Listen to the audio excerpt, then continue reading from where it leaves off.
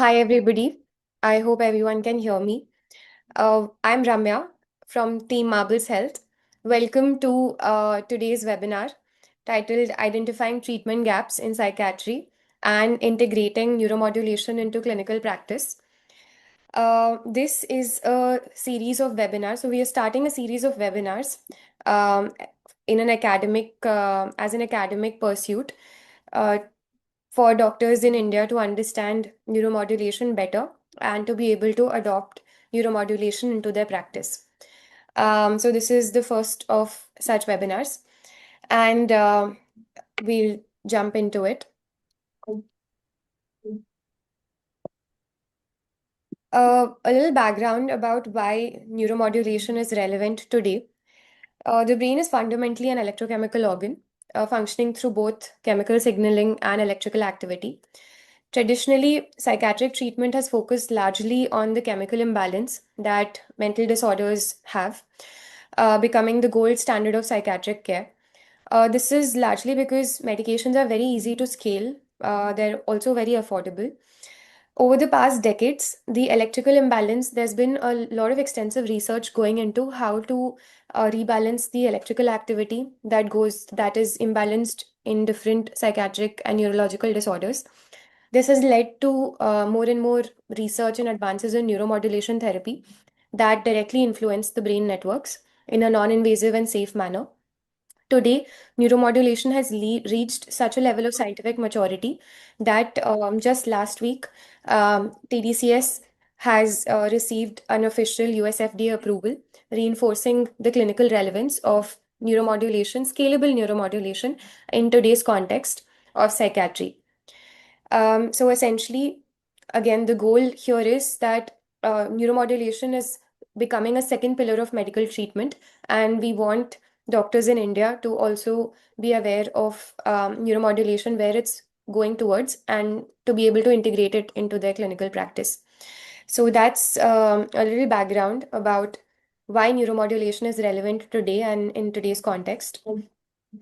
Um, Now, coming to our speaker of today, Dr. Krishna Sahithi is a consultant at Apollo Hospitals and has her own private practice in Hyderabad, in one of the best areas of Hyderabad. She has over 10 years of experience in psychiatry, specializing in a range of psychiatric conditions, specifically depression, anxiety, bipolar disorder, OCD, adolescent medicine, and psychosexual problems. She is also a member of the Indian Psychiatric Society and has published multiple articles in various journals. She is also an associate professor at Apollo Institute of Medical Sciences and Research, Hyderabad. Her approach is incredibly patient centric and evidence based, focusing on personalized care and multidisciplinary treatment. Her dedication to patient care has also led her to becoming one of the premier, flag bearers of neuromodulation in India, where she's one of the first person to take up neuromodulation and see the results of it firsthand on her patients. And yeah, she's now here today with all of us to discuss her clinical experience and what she's learned in this process, and how everyone else can also integrate neuromodulation into their everyday practice. A couple of things that we will be covering today. One is, what are the gaps in the current line of treatment from a psychiatrist's perspective? What are the practical challenges that doctors face on a daily basis? Is just medication enough anymore? And what are the search for better interventions? Existing options, and where do they fall short? And why tDCS is relevant today? The neurobiological rationale for tDCS, like exactly what is happening in the brain. Um, Again, what clinical problems does tDCS solve? Any challenges that might come up while doing tDCS in practice? Again, there are why to use ease from Marbles Health. What are the clinical considerations that made Dr. Sahithi choose ease over the other another device in the market? And Yeah, I think that's and further observations from her clinical practice. I think that's it from our side, from the Marbles Health team side. I would hand it over to Dr. Sahithi, who can, who we are all here for, and she can go over everything in detail. Thank you so much, everyone. And please drop in your questions on the chat interface. After the session is done, we would be happy to take questions, and Dr. Sahithi can have a live Q&A session with everybody. Thank you so much.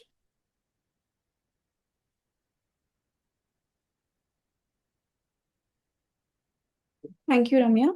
Thank you for your introduction. Coming to today's topic.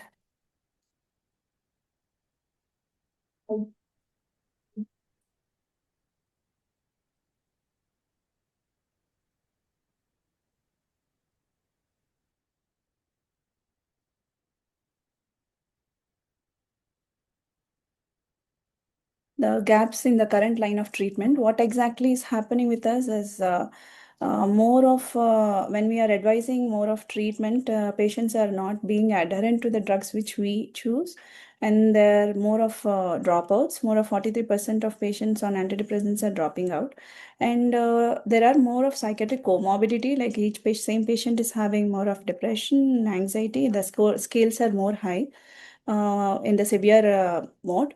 So the first we need to scale, like we need to start the treatment either with the antidepressants and the mood stabilizer slowly, and then we have to think of all these things. Whereas when we consider neuromodulation in these sort of patients, that would be of more help.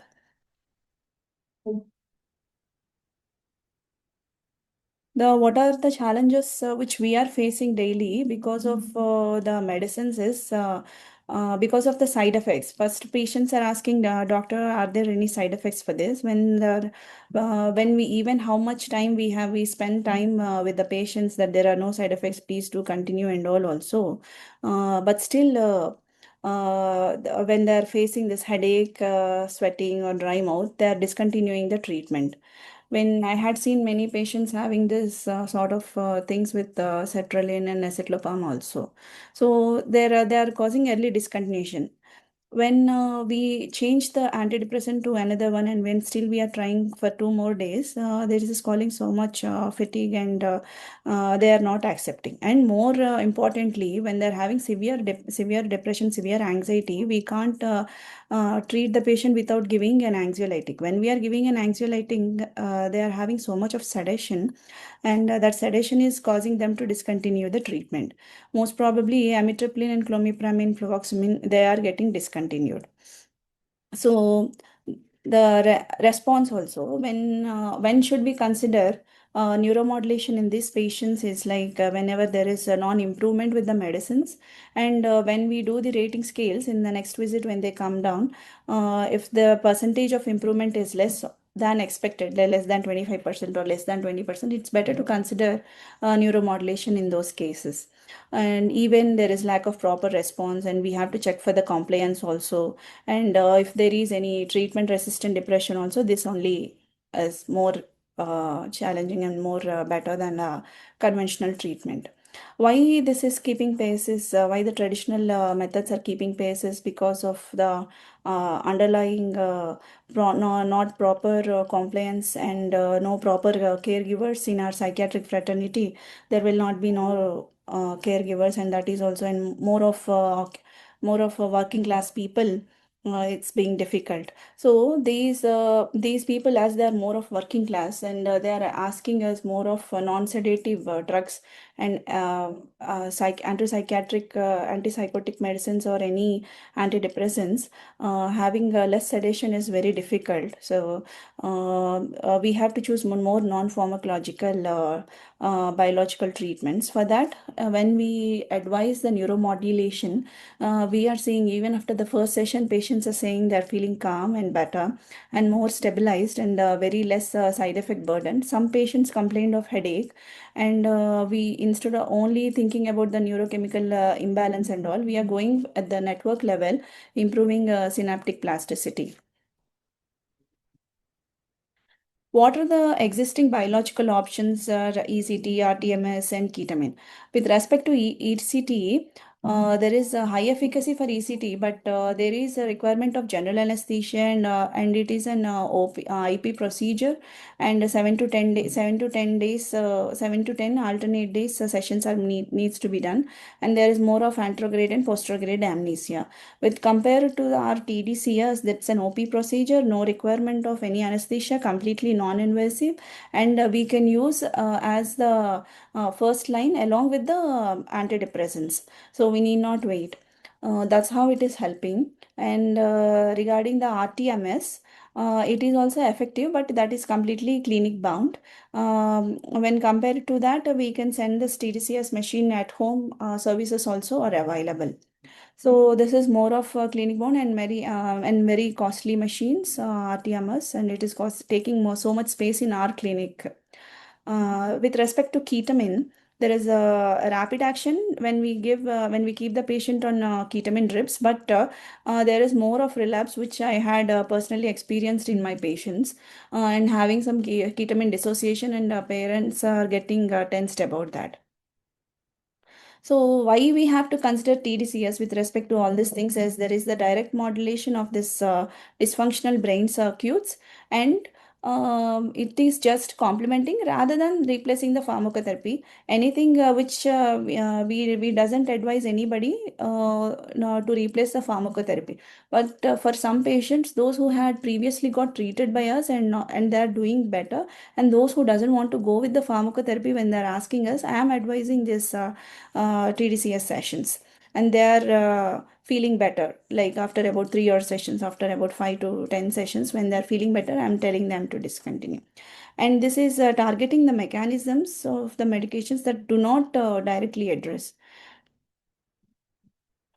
This is a neurobiological rationale for tDCS, and in this reflects dysfunction in the specific large-scale brain networks rather than the unitary diagnostic entities. And it also enables the selective modulation of these dysfunctional networks instead of diagnosis level stimulation. So, as it is network based analysis, it links symptom dimensions to circuit level, either hyper or hypo connectivity. And this is increasing the plasticity. So what is plasticity is more of network connections, and it is targeting plasticity in specific networks so that desirable connections are being made. Both negative automatic thoughts and positive habits are experientially reinforced. And with respect to when compared to the medication, it induces only global plasticity, whereas this tDCS, it increases the target plasticity. So, what sort of problems does tDCS solve? So, when we advise the patients to go for this, immediately they're feeling calm, that executive control, that instability is coming down, and they're feeling better. And whenever there is a incomplete antidepressant response, we are advising. And with tolerability, there is good tolerability. Only one, we have completed more than 300 sessions. Whenever there is any adherence issues and all, we are advising to come like once in every alternate day or so that that will be helpful for the patient. For some patients, we are doing morning and evening sessions too, with a gap of 3 to 6 hours. And long-term treatment engagement, when we advise all these things, they are not ready. So they want to get it treated in 3 to 4 weeks of time. So that's how this is helping. It all depends upon the our practitioners' interest, like however we want to treat our patients, either with the stimulation protocol or combined with this pharmacological treatment. What are the parameters which we need to tracking and monitoring of these sessions? But every 10 sessions, we are getting one report, and assessment is a moving target, tracking response, adherence, and unpredictable patient conditions. And sometimes this is being costly. So for some patients, those who are not affordable, we are offering free treatments also. We have completed 3 patients with 20 sessions of free treatment also because of this cost thing for some. And practically this is not a standalone treatment. We need to go with the combinations. So uh, we are getting this has got a software, so we will enter the patient name and everything, so number of the sessions, and we can give the current stimulation from zero point 0.5 milliamperes to 2 milliamperes. Those who are not tolerating 1 milliampere or 2 milliamperes like that, we are reducing it to a zero point 0.5 milliampere or 1 milliampere, so that they are feeling better. And while the session is being done, they are playing these games. The Tower of London cognitive emotional training, Tower of London emotional and back, emotional go no go test, flanker chase test, trial making test, and attention bias modification. These tests are being done by the patients, and environmental stimulation is also there. So they're feeling good with this guided visualization programs. So we are advising 20 sessions each every day. If they needed 2 sessions in the morning and evening, if the patients are coming, if they're not interested in doing 2 sessions a day, we are doing every day 1 session. So that's how this is helping. Some patients are complaining of headache after the session, and otherwise they're okay. So this is what why is because, if the patients are not comfortable, we can reduce the current density, like from 2 milliamperes to 1 milliampere. When we are saying directly that to the patient that we are keeping this current to your thing, then they are not accepting. Then we are just saying this is just a neuromodulation that will help you to calm you down. Then they are accepting it. So more of cognitive emotional training, they're participating in those training tasks and they're feeling good. And EEG is also associated with it. The session duration is 20 minutes. Pre-EEG and post-EEG is also being associated. So we'll get the report. So, for example, if the machine is not properly kept on the electrodes place, then the machine will get disconnected and the session will not go. But with respect to the other devices, this is not there, and even if it is not properly placed, also the session is continuing. So, thanks to this software that is helping the patients, if at all there is any disturbance, also the session is not going. So we will understand, and as the patient will be visiting our clinic daily, we'll be asking about the compliance of the treatment, the medicines which they are using, and they'll be talking to us once after the session how they are feeling, the feedback after the each session, and that's how whenever I could see the smile in their face, when they're feeling good, when they're coming out of this depression. One patient took only 7 sessions. There she said, "Doctor, I'll discontinue as I'm feeling good." We said, "That's okay. That's everything. That's up to you."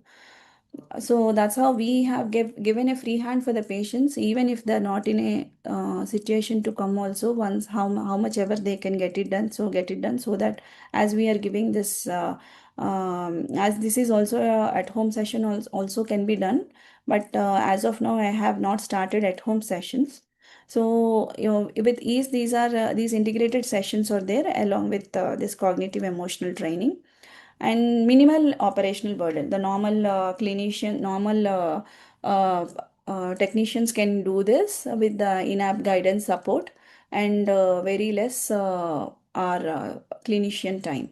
And this is completely an OP setting, and the percentage of patients whom we treat, the percentage of patients who need inpatient treatment is very less in my practice. So I have considered this so that we can give these sessions whenever it is needed. So that's how it can help the patient instead of the admission. So these are the observations from my practice. They felt very good. Early cognitive effects and good mental clarity and executive functioning. And sequencing of response also. Cognitive and effective regulation is improved before we expect the full antidepressant response, and they're feeling better. We have stabilized the patients on 50 mg on fluoxamine in OCD cases without increasing the dose when we have augmented the patients with the neuromodulation from day one. of their treatment. So with less dose of medicine and less number of medicines, we can treat the patients when we add neuromodulation as an augmentation strategy.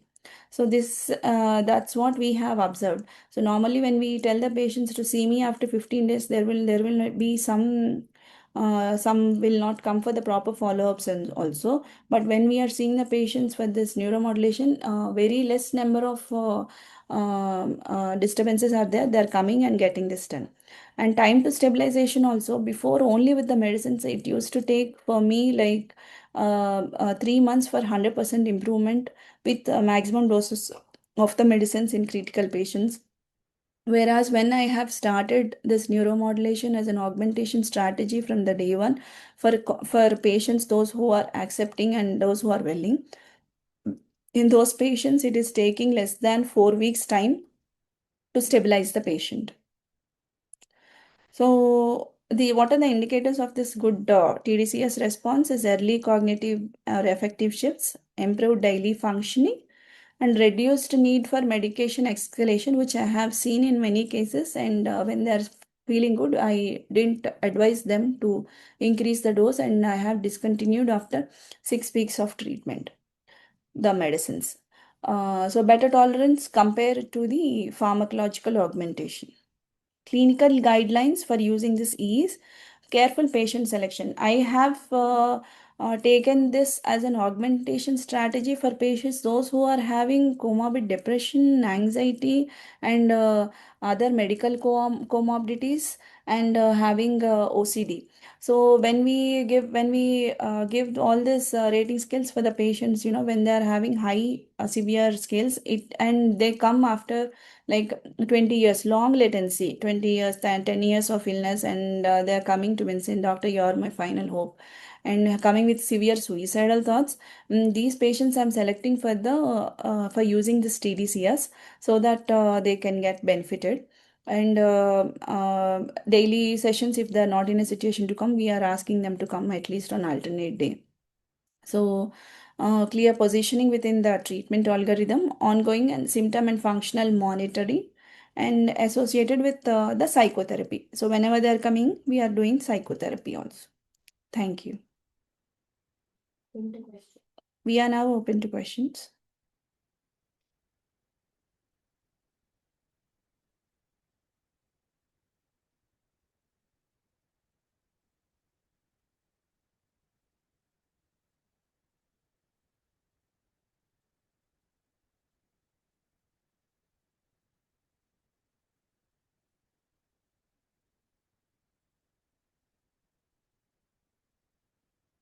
We have one question in chat.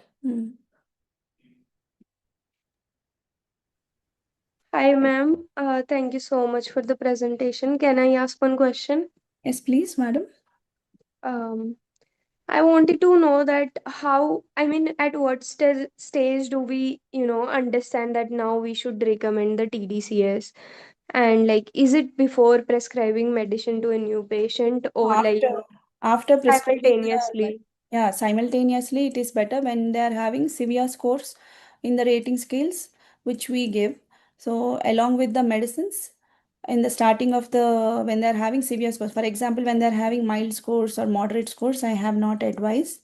When they are having severe and very severe scores, along with depression and anxiety, and having some OCD symptoms in the Vibox scale, so we have started at that time along with the Okay, so it's treatment. like an addition to the Addition to traditional the treatment. pharmacotherapy. Addition to the pharmacotherapy, doctor. Okay, okay, makes sense. Thank you Yeah. so much. Yeah.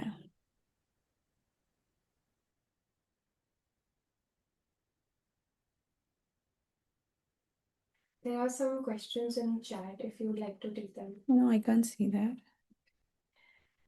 Um, 1 second. So the first question that Dr. Ravitira Innamuri has asked is that he says, thank you for sharing your insights. How many sessions have you been routinely recommending? For example, ECT, we usually say 4 sessions. Are you suggesting 10, 20 sessions usually? We are suggesting 20 sessions, doctor. Somehow they'll be going back if they are feeling good. Otherwise, they are completing 20 sessions. How frequently they can come and get it done, they are getting it done. And thank you for that. And you're recommending daily sessions or alternate days, or and you're even this protocol we are being flexible. Because of this working environment, we are advising daily sessions, and those who are not able to come, we are saying they get at least 4 to 5 sessions in a week, doctor. Great, because I was listening to one of our colleagues, and he was giving 2 sessions in a day, morning and evening. And I was Mm. wondering if collectively we are seeing any accelerated response by giving such. It's better to give 4 to 5 sessions in a week. Yeah, perfect. Thank you so much. Thank you, doctor. Um, Dr. Azmat Ashwant is asking if there are any contraindications for this.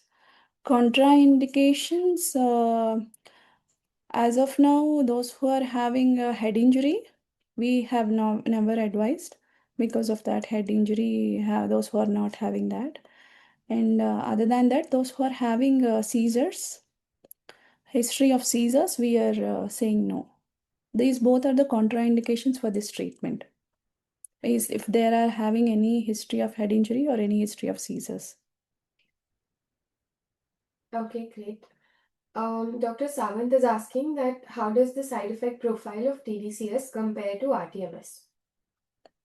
I have not seen much side effects other than the headache, which patients complain. That too, some very few patients have complained headache on the day of the session, after the session, and 6 hours on the next day in the first 6 hours also. Otherwise, that too that got stabilized with the dolo. So no other issues we have faced with the tDCS. The only problem is coming to the clinic and getting it done. Or the feasibility issues are only an issue, but we have not faced any side effects other than headache. Another question is that how early do you see results? I'm seeing results in immediately after the session. Patients are saying that they're feeling very calm. So I'm seeing good improvement after 5 days of starting the sessions when they're doing it on a regular basis, like daily one session. After 5 days, we are seeing very good result. Immediately, some patients come and say, "I'm feeling the same. Why I'm not feeling good? Why are you advising?" No, we are telling them, it's like you just continue the sessions immediately. You might not see. Some patients are saying like that also. That I have observed in addiction patients. With respect to anxiety and OCD, I have seen tremendous improvement in the from the first session only. Some patients are saying that they are getting all these negative automatic thoughts when doing the sessions, but the intensity of thoughts have come down while we are continuing the sessions. That's how they have explained. So I thought that makes sense. So we need to go with fluoxetine 80 mg, fluoxetine 200 mg, so much, and clomipramine also will be adding. So I felt so in the last 10 years of practice, we have not settled any patient with less dose. That to just 50 mg of fluoxetine in OCD, this is working wonders. So one patient has come down from 36 hours of bathing time to 10 hours with tDCS sessions along with the medications. That's great to know. Another question from Dr. Gupta is Dr. Gupta is asking, or actually, he first complimented and said it was a great presentation. Then he's asking that should we decrease medication when we recommend tDCS or taper it down post I'm not treatment? increasing the dose of the medicines. But if I have kept them on escitalopram 10 mg or sertraline 50 mg or so, I'm not increasing the dose of the medicines. For many patients, there is no requirement to increase the dose of the medicine. With the basic dose, when they got stabilized, there is no question of any tapering the doses of the medicines. So after about 1 month or so, when the patient is not coming, we do understand that they quit the medicines. That's how it is. Okay, awesome. Is there any guidelines to decide this? Uh, based on our clinical practice only, I'm practicing for the past 6 months. We are seeing good results also.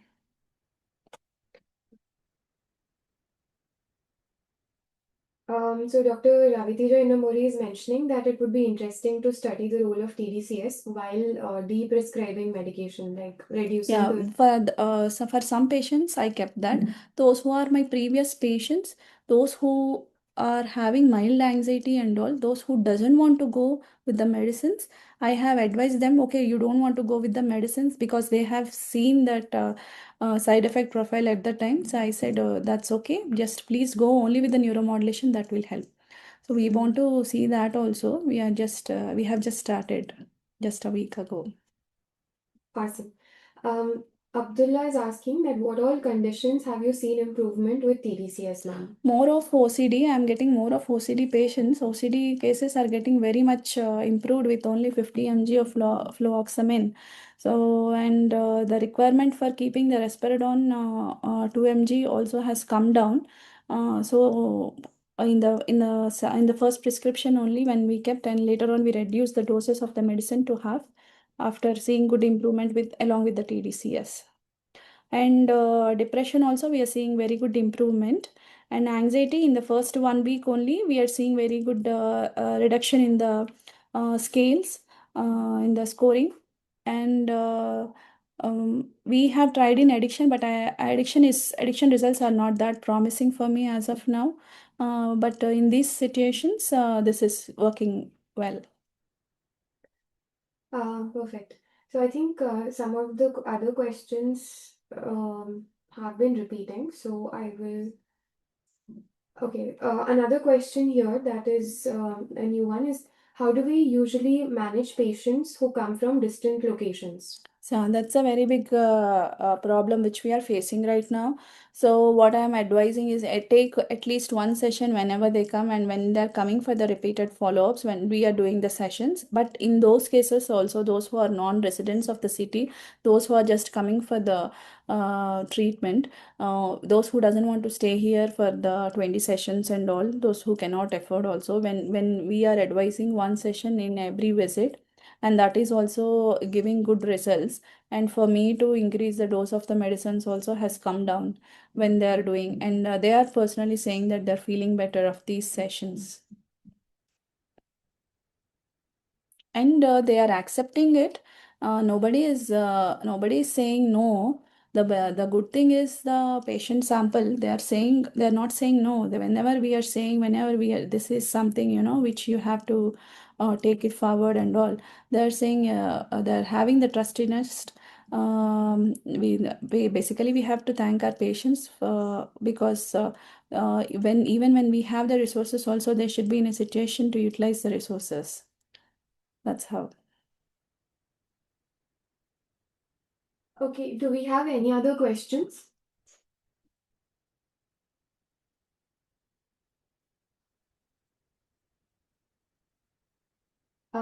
Someone is asking that what is the selection criteria of a patient? I think it's a little overlapping with the previous question.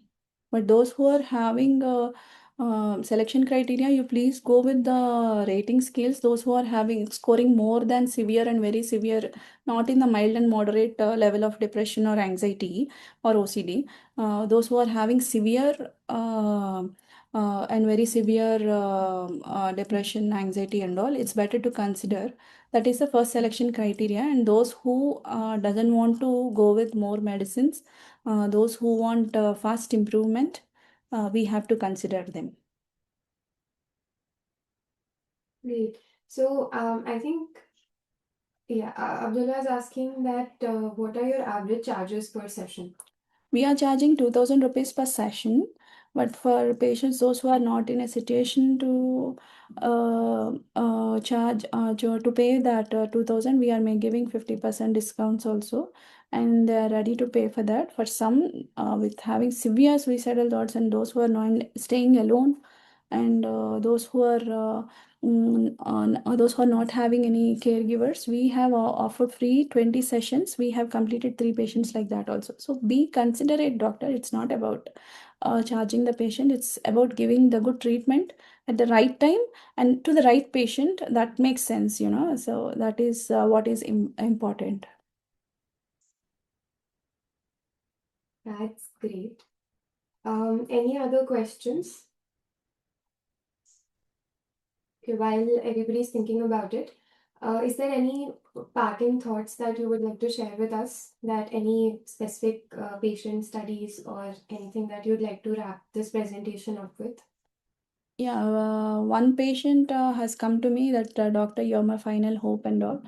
So after about 20 years of suffering, and father expired, mother is not taking care of him. At the same time, brother also, and he's being working as some back-end operator in the firm, and not getting good charges also. For that patient, we have opted him for the free sessions. And once the sessions are being done, 4 days back he has completed 20 sessions along with the treatment, and his scores are very high. BDI is very high, HAMIA is very high, and YBOX also. So when we have advised treatment for him, and he's very happy along with the tDCS and the medicines, he's very happy. And he's saying, I don't know whether I deserve this or not. Thanks, doc. That's how it is, you know. So sometimes this makes sense when we are putting our leg forward to help these sort of patients. So those sort of patients, I would like to help in the forehand so that they'll be feeling better. And some OCD patients, they have got good treatment.